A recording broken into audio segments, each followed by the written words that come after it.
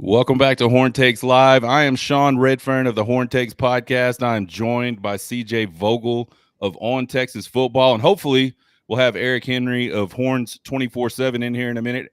He's having a little bit of technical difficulties. CJ, thanks for joining. How you doing tonight? Oh, we're doing good, and off season's here, but it doesn't really feel like it. So a lot Yeah, to talk. for you guys on the recruiting trail, man, I think you do football, and then all of a sudden you go right into chasing coaches around and chasing recruits around and all that stuff, right? Yeah, I mean that's the thing.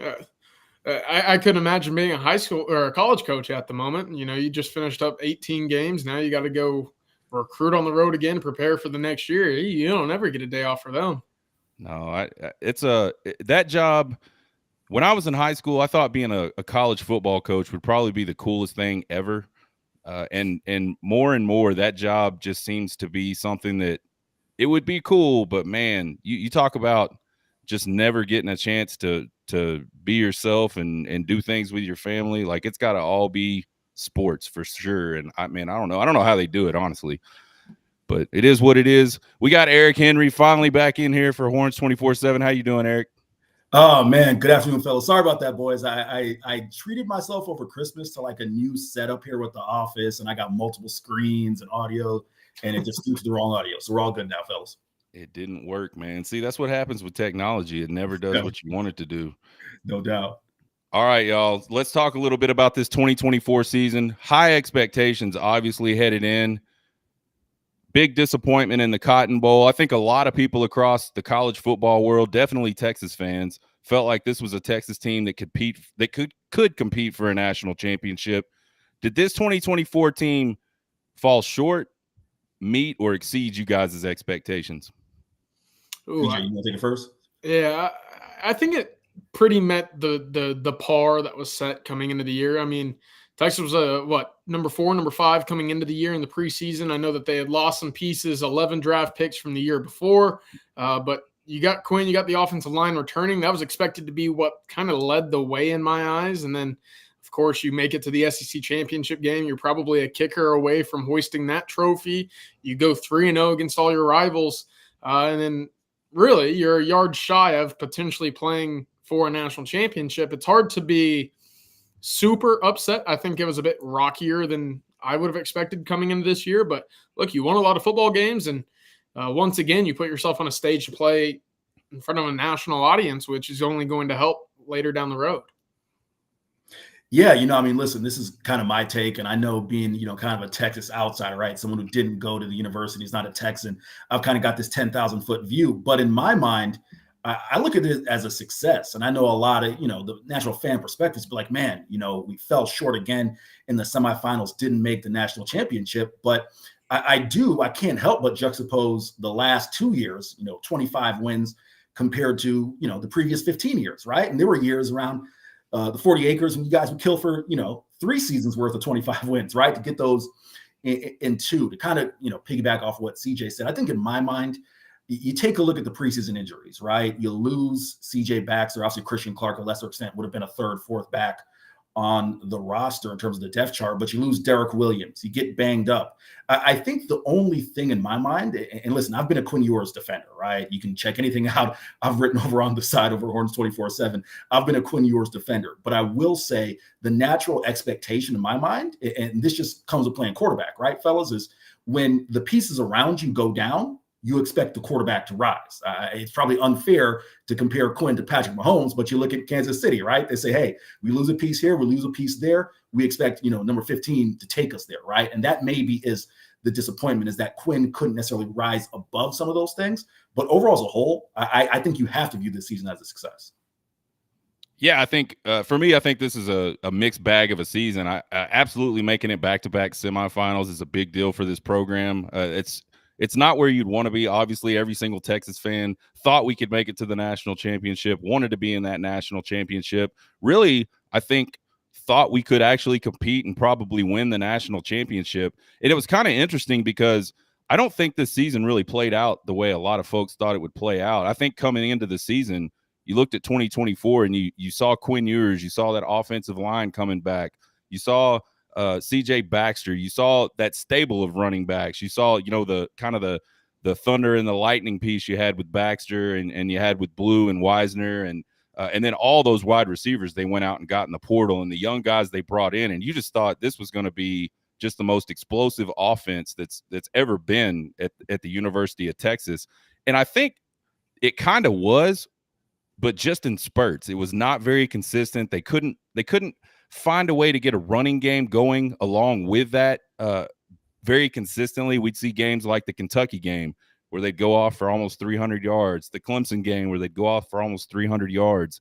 And then we have the Georgia games. We have the Ohio State game. Part of that is just you're playing really good defenses, really talented defenses. Part of it, I think, is just the commitment to it, the way you approach it. Talked a whole lot about that on my after action review of the Cotton Bowl, just looking at some of these running plays and just kind of diagnosing what we're trying to do, what's happening, where the miscommunications and where some of the breakdowns in execution were. I don't think this team has a running identity. I think they want to try to do it, but you go from game to game. Some games it's a lot of zone. Some games you see a lot of counter action. This game against Ohio State, I don't know what the hell you call some of these plays. I don't know if they were just blocked badly or if it was just some crazy scheme that they just said, hey, man, maybe this will work. I don't know. I've never seen anything like it in my life on a few of these plays. What are you guys' takes on some things that we've got to do going forward for 2025? Not personnel-wise, but just like maybe culturally and maybe schematically to try to have a better team in 2025 than they did in 2024. Eric, I'll let you take it.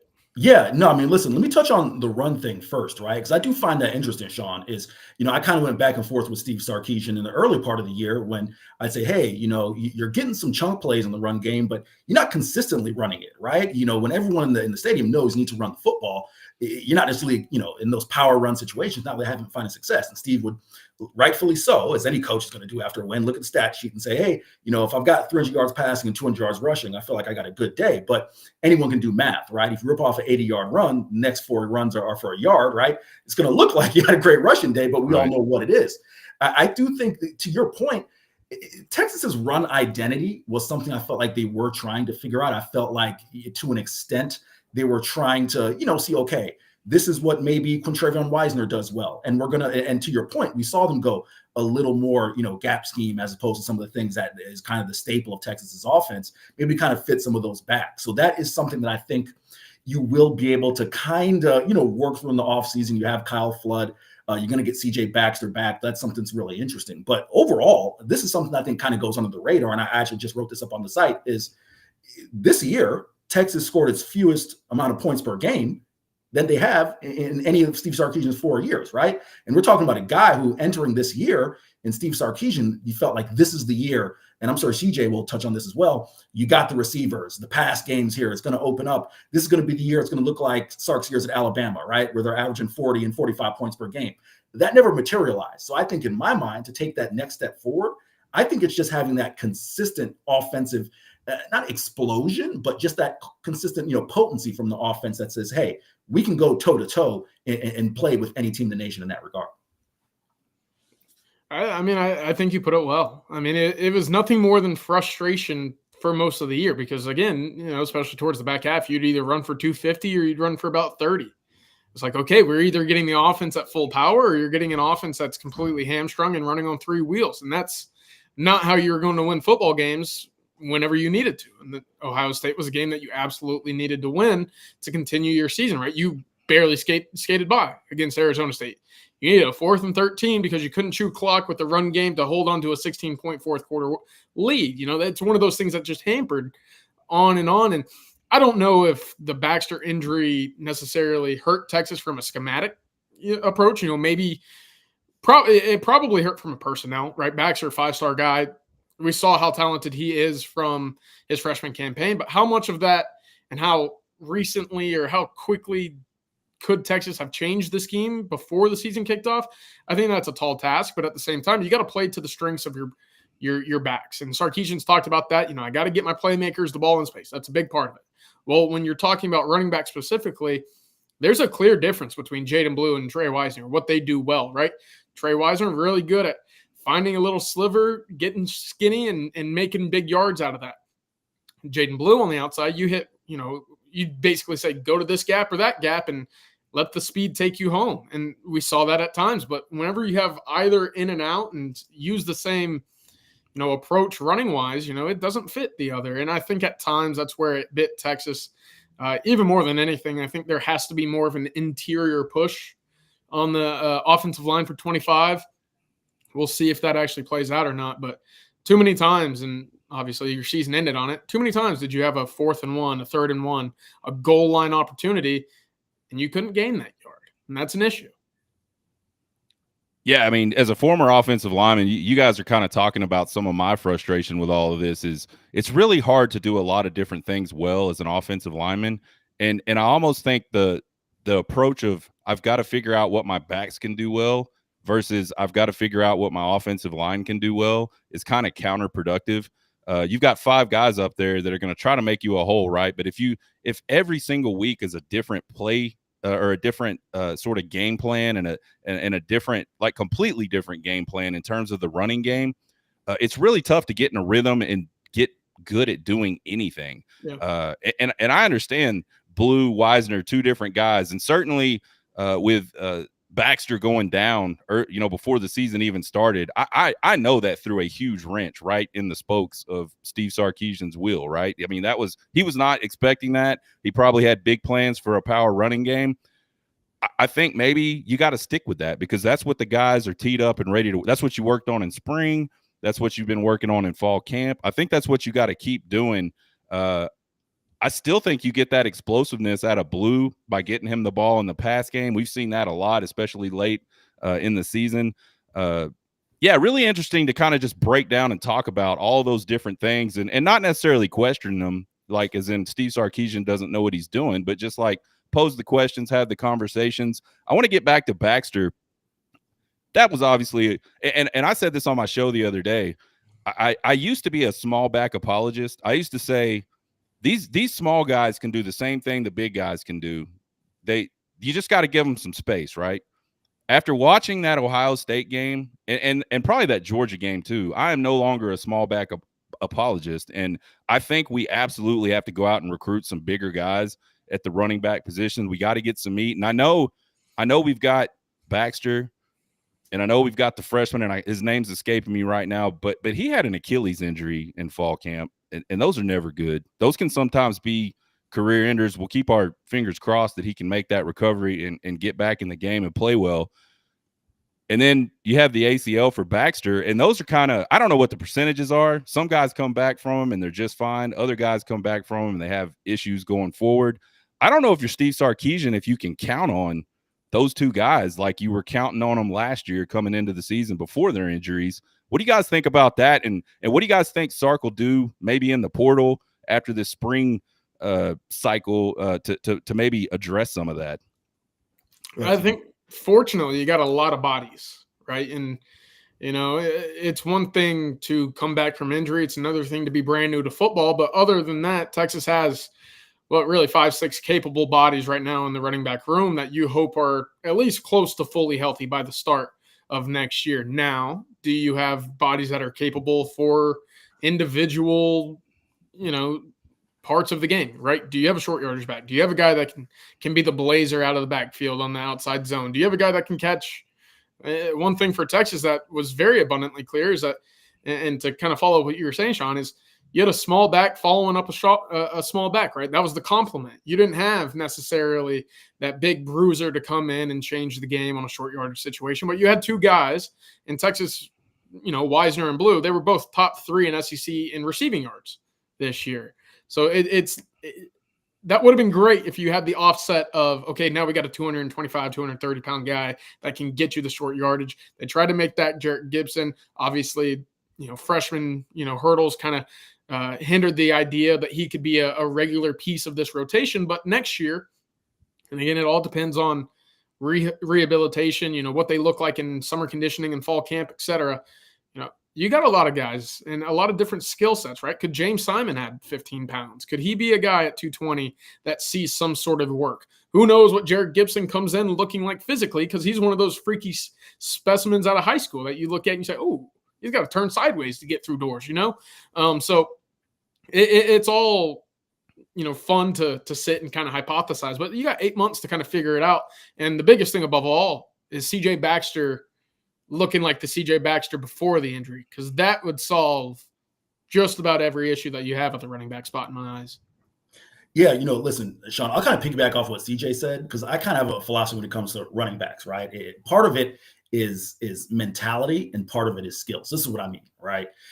Yeah, in theory, you want that 225-pound, 230-pound back who can kind of be that bruiser.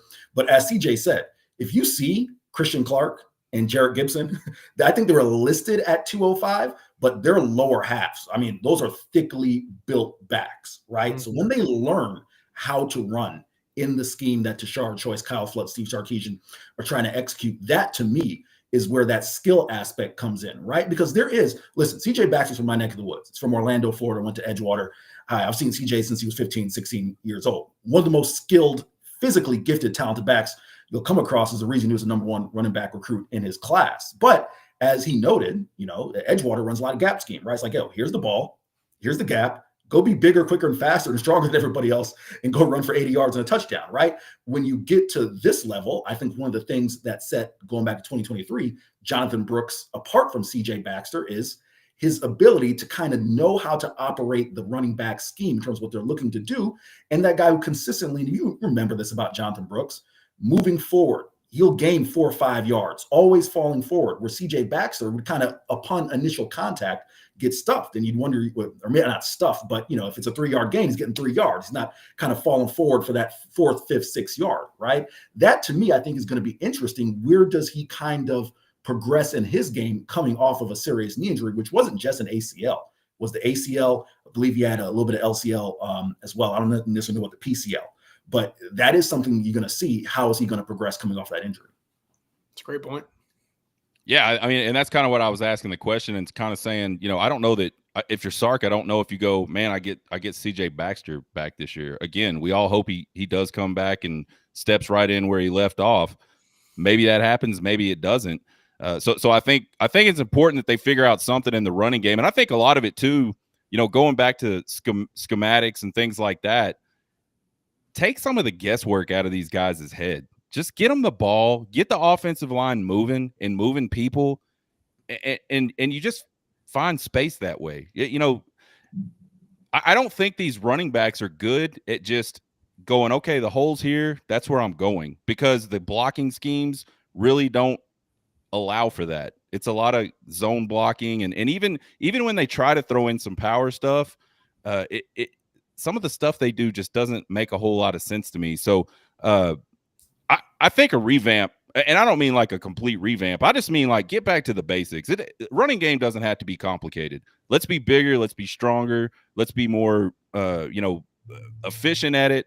Let's get these guys the ball going downhill. Let's get them at the line of scrimmage quickly, and let's take all the thinking out of it. And then I think talent just takes over at that point. Those old Alabama teams and those Georgia, and even you see Georgia do it now. They'll line up in the under center with the running back right behind him in the I formation, and they just hand the ball off.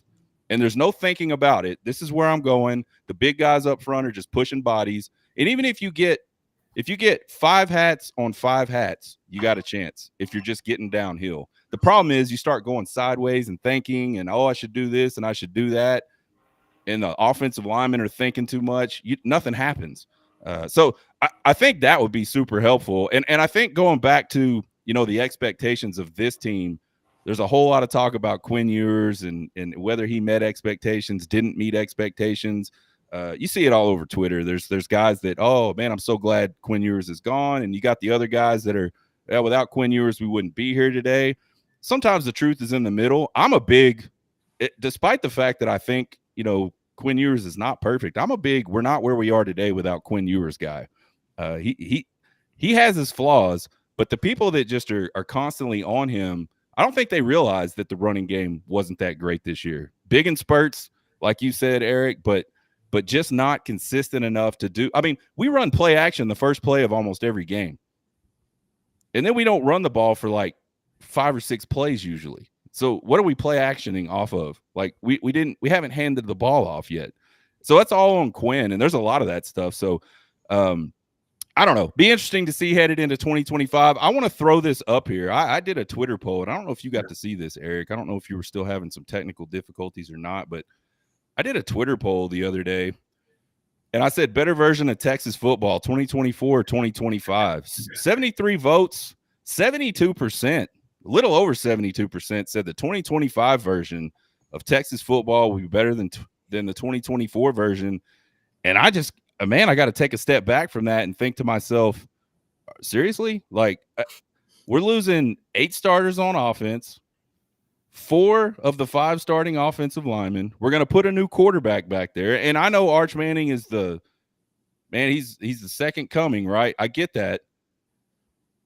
But I know he's played some this year. He's probably got a lot more experience than a lot of guys that get thrown in there, and some starting experience as well. And I think that's important. But 2 of his top targets are going actually 3 of his top targets are going. Gunnar Helm, Isaiah Bond, and Golden gone. Silas Bolden gone. We don't know about the running backs. I mean, from an offensive perspective, the question I would ask is, when is the last time an offense that was inconsistent running the ball, probably was really explosive, but only in spurts, like you didn't see it consistently, an offense that stalled out sometimes the way our offense stalled out this year? How many times does that offense lose 8 guys, 4 of them on the O-line and a quarterback, and come back and be better the next year? Talk to that. Yeah, I mean, listen, here's kind of my thing when you talk about the offense, right? And to that poll, I wonder how many of those folks are just voting with their hearts and they're hoping that 2025, quote unquote, is better, because of course the natural progression would be winning a national title, right? But to your point, and this is the thing that, every time I do a radio hit or, talk to people outside of Austin, they want to say, hey, why didn't Arch Manning play? Why is that? Guys, we got to understand, there is a level of, if you're playing quarterback, it's just like anything else. The more experience you have, the better you're going to be at it. But specifically in spots, right? For all of the things that Quinn Ewers wasn't, and I'll let those, kind of pick apart what they believe Quinn wasn't, because as I stated before, I've written it up on the site. I think Quinn Ewers is a damn good quarterback. Flawed? Sure, but certainly good.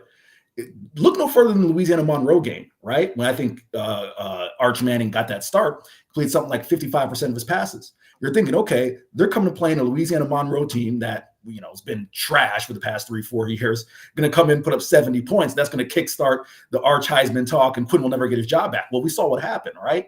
But let's, kind of broaden that out a little bit. Against Clemson, who made the audible to put the ball in Jaden Blue's hands on those run plays that went for touchdowns? It was Quinn Ewers. Who made the audible for the max protect on 4th and 13? That's Quinn Ewers. Those are little intangibles of playing quarterback, right? That I do hope Texas fans understand. They're probably going to be some growing pains. Now, hopefully you can get those things worked out. You open the season at Ohio State. That's a good way to probably going to be your eventual national champion, defending national champion, right? So we'll get some things worked out. But there are going to be some growing pains. I think the most optimistic feeling, I don't want to, I want to leave CJ for some room to have an opinion, but I think the most optimistic thing is that Arch Manning grows with the offense, and that his, tremendous ceiling as a quarterback, it kind of grows as the season, progresses. Yeah, I actually really liked what you said. When you have a quarterback that needs experience in specific spots, right? The last time Arch Manning took a snap under center before the Cotton Bowl, it was a fumble right on 4th down against Clemson. So was there trust there? Was there not? Could you rely on a guy who had only taken, a handful amount of snaps under center his entire career at Texas? I don't know. But, that's one of the reasons that we sit here and talk about it, because you like to think in a perfect world, everything's executed well, and you got a 6'3" quarterback that can move well to get a yard on the 1-yard line. But point being, looking ahead to 25, it's going to be interesting, because you lose a big piece of what made you successful, right? 8 guys on the offensive line, 4 guys that were starting offensive linemen. But unfortunately for Texas, you were able to get some really, valuable experience for guys like Trevor Gooseby, who had to fill in really against 3 of the toughest teams that Texas played the entire year: Texas A&M, Georgia, Clemson. Some big snaps right there. We know that Cole Hudson can be a guy that is utilized on this offensive line as well. We'll finally get to see Nato Umeozulu, I hope, at one of the guard positions as well. And then you got a 5-star Brandon Baker, who played maybe 100 snaps early in the year, not so much later on, but there's potential there. And potential breeds hope, and hope breeds high expectations. So, yes, I think the expectations are high. They should be high. You got Arch Manning as your quarterback, but will you have the pieces? Will tight end be as good as it was this year? Probably not. Will running back be better next year than this year? One can hope, right? So I think it's a lot of it is because of Arch Manning. And look, we saw it this year. Your quarterback can elevate you. Your quarterback can hold you back. Texas saw both. 4th and 13 prolong the season. Whereas sometimes, you got to bench your quarterback to get him right in the head. Georgia at home. So we'll see, but Arch Manning, a large part of that. Yeah, absolutely. I mean, I get it. And you guys are right on the offensive line pieces. You do have a Cole Hudson. You got Umi Uzlo, who's played a fair amount here. Gooseby, obviously, towards the end of the season, played a lot. A lot of those guys early in the season got a lot of snaps, too. So when we were beating people senseless, that a lot of those guys got to run out and get some play late in the third and early into the fourth quarter. So that's all good stuff. I mean, I don't think we're breaking in like an entirely new offensive line. These guys have played. I think, again, as a former offensive lineman, a lot of it is like gelling together as an offensive line and trusting each other and knowing where people are going to be and just there's a lot more to offensive line than snapping the ball and going to hitting somebody. There's a lot of thinking that has to get done. And it's usually on one guy to think for all 5 of them, and it's usually the center. And so Cole Hudson, I know he's played I think he's played a little center here, but I think mostly earlier in his career, like way back, he was a Herman guy, right? Or was he one of the first start guys? CJ, you want to go first? Yeah, a Herman guy that's been here for a while. Look, he started as a freshman, right? Yeah. I mean, 57 career starts for Jake Majors. I mean, that's a guy that's been around the block for forever for Texas. Hayden Connor as well. So that tandem, that nucleus, when you get the quote unquote flood guys on there, look, so far they've done pretty well. If you get a whole offensive line of flood guys, I'm eager to see what that ceiling could reach next year. Yeah, I'll just quickly piggyback. I tossed it to CJ first, because obviously, this is my next year, my 3rd year on the beat. But as I best knew it, these are all offensive linemen who are flood guys, right? I can't speak to whether they were recruited by Tom, but I know that they all been coached by the same offensive line coach in Kyle Flood. Fair enough. So yeah, I mean, I think you look at that. You mentioned the tight end. Who do we think? I mean, a lot of people are throwing out Amari Nyblack. I like Nyblack's ability to get down the field, catch the ball, make something happen after he catches the ball. Not a giant fan of the blocking, and I think you could look at the 1st and 10 play or 1st and goal play on the goal line. The tight end block is the key block on that play, and we missed it. And that was our guy. That was our guy that's going to the NFL. That has been and started his career at Texas kind of as the blocking guy that nobody thought was ever going to be the receiver that he is this year. So is Nyblack the guy? Do we think Jordan? Is it Jordan Washington? I know his last name's Washington. Do we think he's a guy that maybe steps up? Maybe is it one of the guys we haven't heard their name too much since they got recruited? What do you guys think about that tight end rotation, and who you think is going to be the key guy stepping up and taking over that number 1 spot? Yeah, I mean, I think when you take a look at it, obviously Amari Nyblack has the inside track to being a starter, right? Someone who was a productive player at Alabama, albeit in a kind of platoon tight end situation there in Tuscaloosa. But I think he's got the inside track. Jordan Washington, a freak athlete, right? We saw him make some plays in fall camp that leave you intriguing. The name that I'm going to throw out there, and again, I won't go too deep. I'll leave CJ some room, but Spencer Shannon. I think Spencer Shannon has a chance to kind of fit that Gunnar Helm role, right? Maybe initially he starts his career as a blocker as he's kind of, rounding out his athleticism. But I think he's going to be that guy who instantaneously can come in and be that inline guy. And then as he progresses, year 3, year 4 into his career, can maybe round out his game a little bit. Yeah, it's similar to the running back spot where you have a lot of bodies, but maybe not a whole lot of answers to who's going to be the solution to the problem. Amari Nyblack played 4 times as many snaps in 2023 than he did 2024, right? And there were some issues with penalties. There were some issues with the physicality that is required at tight end. Does he make a leap?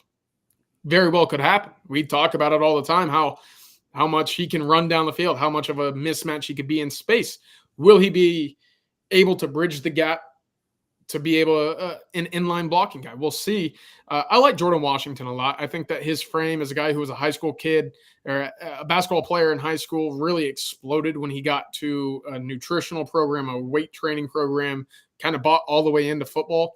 He was up to about 245, 250 pounds, and he moves well. He's got a basketball background, can high catch. Obviously, we know the big catch in the spring game. If he has that mentality, and I think tight end more than just the physical side is just the willingness to go hit a 290-pound guy on the opposite side of you. If he can buy into the physicality that is tight end and needing to block in the run game, I wouldn't be surprised if it's him at tight end week 1, but it's a lot to ask for a young sophomore. Yeah, absolutely. I really liked Washington's film, and I haven't seen him outside of the spring game like you guys have seen him, but I thought his high school highlight film was pretty good, man. He looks like a guy that has a big body, can grow into it some more, and as you said, like really good ball skills. I said a million years ago, if I was recruiting wide receivers or guys to go catch the ball, I would go get basketball guys. Those guys have amazing ball skills. They've been rebounding their entire lives. They know how to get up, use their bodies to get in the way to get the ball. I think that's kind of an underrated thing, especially in today's football where it's hard to just get open. Like a lot of times these guys are fighting through a lot of stuff just to even get a crack of space to get free to even make a move. And then they've got to be able to get their body in between the defender and the ball and do things in the air. I think that's Jeremiah Smith. That's one of the things he does so well at Ohio State. You throw the ball within 4 yards of that guy, and he's going to catch it, and he can go get it in a lot of different ways. So I like the basketball guys. I swear I would, if I was Mac Brown back in the day, I would have went right over to the basketball team and said, which one of you dudes want to come play football and catch footballs and make a lot of money? Because I love those guys. You hear it all the time. He was a basketball player. Well, that makes sense. He jumps up, he catches the ball. It makes it look stupid easy. So what about the defense? We're losing, I think it's 5 new starters we'll have coming back. You got Makuba out. You got the 2 defensive tackles out, the 2 starters. And a lot of this stuff was by platoon. I love the way the defense was this year because you almost couldn't tell the difference when somebody else came in the game. They were that good. They were that deep. Lots of playmakers at every level. But we did lose the 2 starting rotation guys at defensive tackle. Andrew Makuba, all SEC guy. Jahdae Barron, obviously a Thorpe Award guy, an All-American type guy. This was absolutely the team strength in 2024. And I think as you step back, we're sitting here in July, August last year. I don't think we're saying this defense is going to be this good. And I don't think we're saying this defense is going to be the strength of this 2024 team. Absolutely was. I think we got some linebacker depth problems again for like the 3rd offseason in a row. I know they went out and got Spence from Arkansas, so that'll help some. And he's a really highly rated guy according to PFF. What are we thinking about this defense next year? Go ahead, CJ.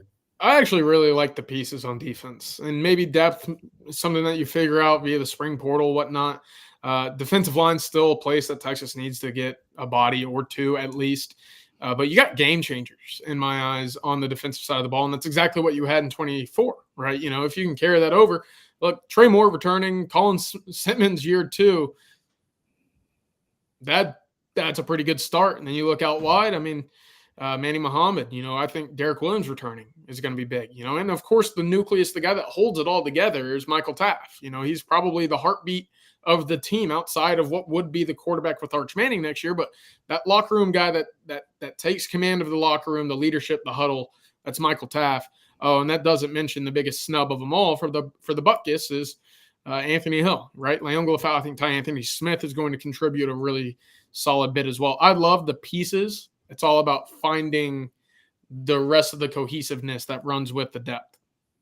Yeah, no, I think CJ said the right word, which is cohesiveness, that cohesion, right? Because I love the pieces too. I think, you know, one of the things that I noticed that 2023 defense, outstanding defense, right? But in my opinion, you noticed a difference in team speed on defense in 2024, right? That's the Colin Simmons factor.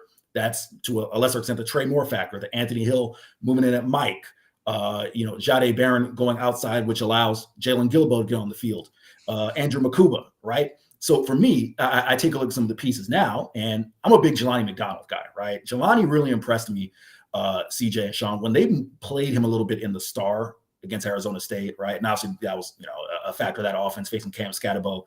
Maybe want a bigger, more physical presence there up in the box, face that run game. But he really impressed me. And if he can do some things moving around in the secondary as a chess piece, I think that's going to be huge because it'll allow for guys like, again, Michael Taff, Derek Williams come back, JJR. I think Jordan Johnson-Rubel is a guy who's primed for a possible big jump, right? Kobe Black, you talked about it.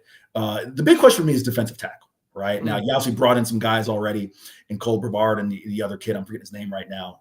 But nevertheless, to me, I think that defensive tackle room, you're probably going to add another veteran body. But I think a guy like Alex January, how can he progress, right? It's all about finding those 4 or 5 guys in the rotation. I think this year showed it. It's not necessarily about finding 2 guys who are going to be, all Americans, all conference guys. But if you can moneyball it to an extent, right, and find 5 guys who will give you that production, that's going to be huge. So I'm optimistic on the defense because I think there's a lot of pieces. I think there are a lot of super athletic kind of chess piece type pieces there. But like CJ said, cohesion is going to be huge. Yeah, I'm way higher on the defense. I think one of the things that's really interesting is the fact that in 2023 we're sitting here talking about probably the weakness of that defense by far is if you don't talk about the outside pass rush. I thought the outside pass rush wasn't that great in 2023, but if you don't talk about that, it's that back end. And how big of a flip did that group do? Not only from a personnel perspective in just 1 year, but like you start talking about the production of this defensive secondary in 2024, and you talk about pieces, there's tons of pieces. Those guys have a lot of players they can throw out on the field that can make plays. I would echo the defensive tackle. I think if we can find 4 or 5 guys that can just come in there and be solid, they don't have to be Tavondre Sweat, they don't have to be Byron Murphy, they don't have to be those types of guys, but they got to be solid. Sound, and the outside pass rush is going to be crazy when you get Colin Simmons and Trey Moore going at it. I think a guy like Colton Vasek, if he can stay healthy and continue to develop, that guy, every time I see that guy on a football field, I just go, my God. Like he looks like one of those Bosa brothers in the NFL right now. And I know the guys call him Baby Bosa, and that's got to be why. The dude is like chiseled out of rock, and he's a kid. He doesn't even know how to really use it yet. So if he can continue to develop not only physically but like in his professional development, his skills and things like that, he's a guy I think that can be really, really dangerous as well coming off the edge. And I thought it was cool to see him and Alex January taking some snaps in the second quarter of a college football semifinal game. I think that was huge. To me, that kind of came out of nowhere, and maybe it's just because I didn't see it before. I've seen him play a lot, but I did not expect that. I was like, holy hell, that's Colton Vasek and Alex January playing in the second quarter in a tight game. This is a 7-point game at this point. So I think that's a really good sign for next year for those 2 guys. Again, if they can stay healthy, they've obviously done something to impress the coaching staff. They're doing something right to get out on the field in a game like that, in that type of situation. So obviously that's always good. Yeah, defensively, I'm not worried about it at all. But again, I hope that offense can prove me wrong. But again, I go back to that question: when is the last offense that was the way it was this year, which was good, not amazing but good, and lost that many folks in those types of key positions and just came back and set the world on fire? I think what we're looking at next year is probably maybe some heartache early, but the good thing about this 12-team playoff, if you can get into it, you've got that extra time to sort of get things figured out and get that extra experience, and you never know what's going to happen at a point. I mean, we're talking about an Ohio State team that is probably going to win the national championship.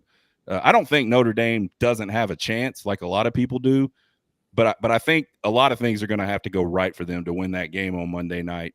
They got beat by Michigan their last game of the season. I mean, just absolutely embarrassed. And maybe that was the thing that they needed to kind of get themselves back into the game mentally. And we've seen what they've done to this point. A lot of early #1 Texas Longhorn stuff for next year. What do you guys think about? I mean, I think the team's going to be really good. And I think this team absolutely has a great shot of making the playoff again. What are we thinking about preseason #1s on the way too early stuff? I mean, when your quarterback is a Manning, it's hard not to draw some sort of headline from that. Texas will be losing a lot. Ohio State, should they win the national championship, going to be losing probably even more, especially on the defensive side of the ball. So I know that we've talked about losing key pieces for Texas. Well, when your whole team essentially is brand new in a given year, it's tough to duplicate the success you had. So that's what makes week one so interesting next year is, yeah, you get tested. You get to go on the road. You get to play in the shoe, probably against the defending champs. And I do think I do think Ohio State's going to smack Notre Dame, by the way. Let me put that on the record. Didn't you think Georgia was going to smack Notre Dame too, though? Didn't we have that conversation? Yeah, I'm not a believer in Notre Dame, if you can't tell. So that's only proving me wrong every game so far this year. But it'll make for a really impactful season opener, and then you get to kind of coast a little bit, figure out who your guys are, and then kick off SEC play. And I think that's really important there with the way that the schedule's kind of shaking out for the Longhorns. You get tested, and then you get to get right. And then you get to go into SEC play. But I like this Texas roster. Will they be preseason number one? I don't know. If they are, I think it's a lot because of the Manning name at quarterback. But let's not confuse that with the roster that Texas has elsewhere. And a lot of guys vying for what could be a possible All-American season. And you got to have All-American level guys to go play in the national championship. They had it this year. They should have that next year as well. We'll see how far that ultimately takes them. Yeah, and I'll piggyback off of what CJ said, and Sean, I got to run after this one again. It's been a hectic day on the site. You'll catch it on the back end here in a minute. It's most I can say right now, but nevertheless, to piggyback off of CJ's point, it's about stars in my mind, right? And I take a look at what Texas has.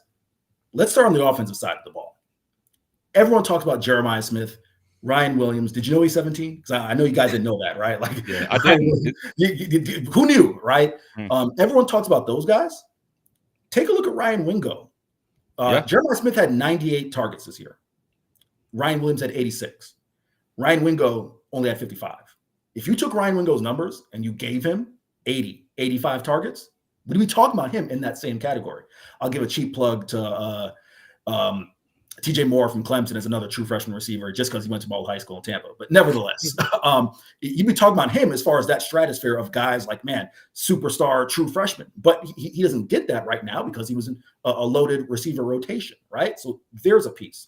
I'm not going to call Trevor Gooseby a star just yet, but I think you have to be impressed with that kid's makeup, getting a start against Texas A&M, performing the way he did, right? So that's impressive. We talk about defensive side of the ball. You got two bona fide stars in Anthony Hill and Colin Simmons. If you tell me right now I can start my defense and I get those two guys, all right, I'll figure out the rest. I'm not saying that they can, solve anything, but I'll figure out the rest with those two guys. I get my veteran safety and Michael Taft back. I get talented playmakers back. So when you talk about kind of projecting next year, maybe Texas being a preseason number one, I think again, this is a long way between now and August, and we all know we are now in the you call it the college football offseason, but let's call a spade, right? It's just like the NFL. There's going to be player movement. There's going to be guys between now and that we're talking about that maybe think are going to be on this roster who probably aren't. But when I look at the rest of the playoff field and I look at what Texas has, just from a proven star perspective, that's not even getting to the ceiling of Arch Manning, the ceiling of some of the other guys. I don't see any reason why Texas shouldn't be at least top three, if not number one. Yeah, I think you absolutely have to.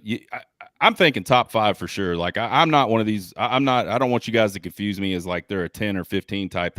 They are so talented. There's no way you cannot stick them in the top five 100%.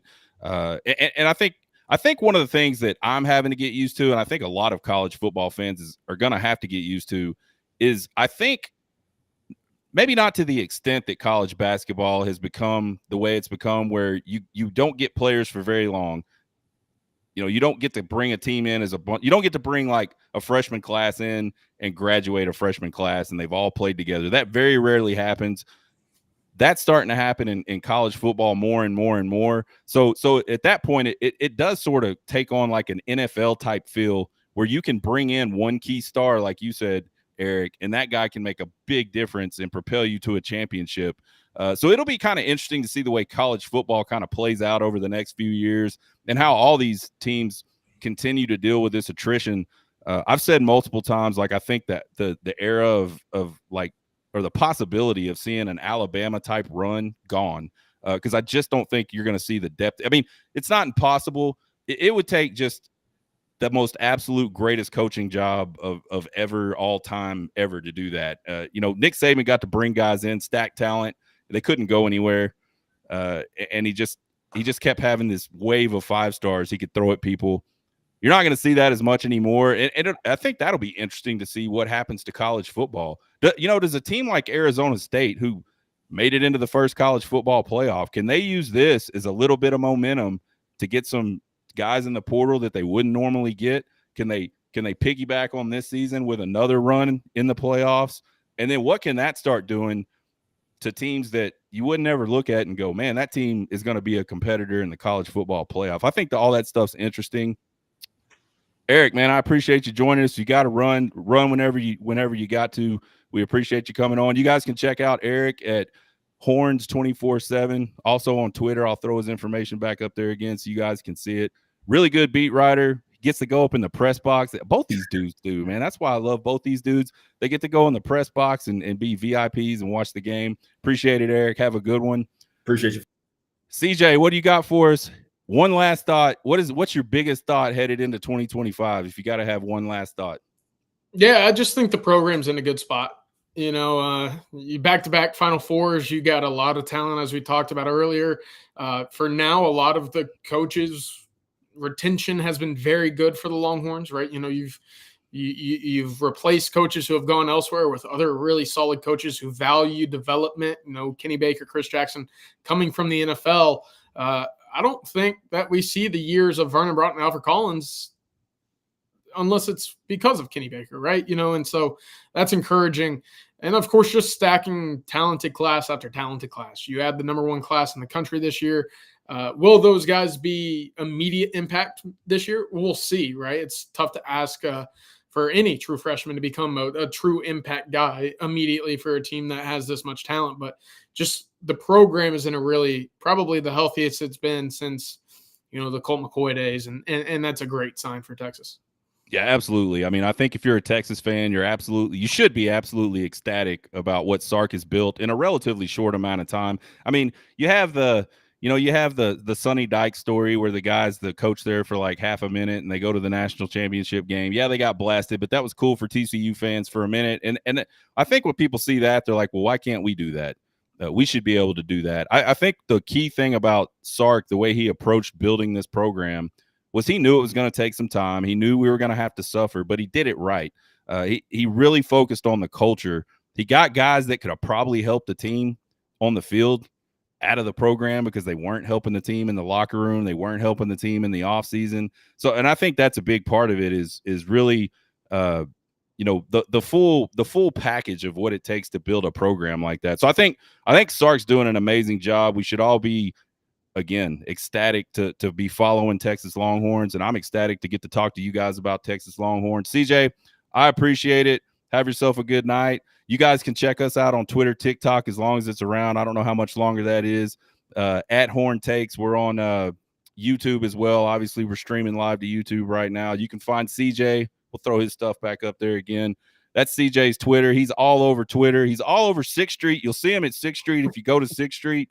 By God, I think you have a house right on 6th Street, don't you, CJ? No, I'm in East Austin, but it's a stone's throw from 6th. Yeah, you just jog over there, man. Get up, throw your sweats on, and jog over. That's right. All right, CJ.